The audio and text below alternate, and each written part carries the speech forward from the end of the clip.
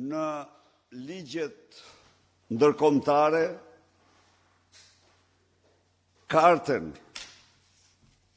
e Kopenhagenit për zgjedhjet e lira, dokumentin e Kopenhagenit, kushtetutën e vendit dhe kodin zgjedhor,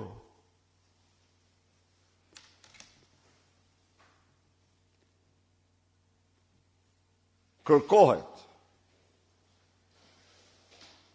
që në një proces zgjedhor të zhvillohet në përputhje me përcaktimet e këtyre ligjeve, këtyre parimeve. Në të kundërt, ai nuk është një proces zgjedhor, por një farsë zgjedhore. Ndaj dhe unë kërkoj mirëkuptimin e mediave të heqin nga fjalori i tyre zgjedhje dhe të zëvendësojnë me fjalën farsë zgjedhore. Kjo sepse në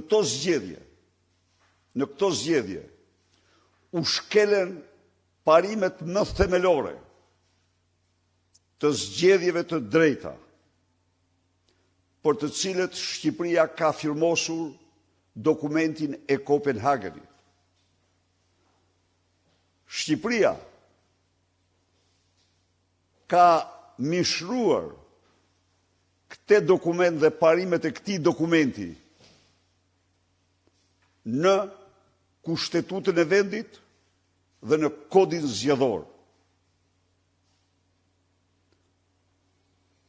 Ajo që ka ndodhur me 11 maj dhe të gjithë periudhën pararendëse për zgjedhjet e 11 majit është një përmbysje e plot e parimeve më themelore të zgjedhjeve të lira,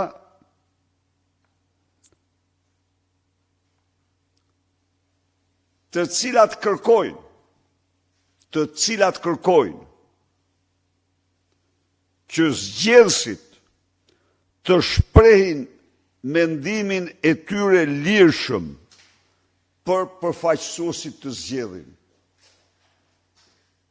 Është bërë tashmë e njohur se kontrolli i vullnetit të zgjedhësve ishte i gjithformshëm, i shumëformshëm dhe i përhapur në mbar vendin. Ishte i gjithformshëm nga miklimet, nga influencat, gjerë të kërcënimet dhe revolja në ballë. Pra, parimi cili do që kërkon të ballafaqohet me të vërtetën, duhet të lexoj dokumentat ndërkombëtar dhe kombëtar për zgjedhjet. Në rast se ai don të respektoj dinjitetin e tij, vlerat e vërteta që beson ose duhet besoj. Pra, palët zotohen, thot dokumenti Kopenhagenit, se do mbajnë zgjedhje të lira periodike, në të cilat do të garantojnë në praktik shprehjen e mendimit të zgjedhësve në zgjedhjen e përfaqësuesve të tyre.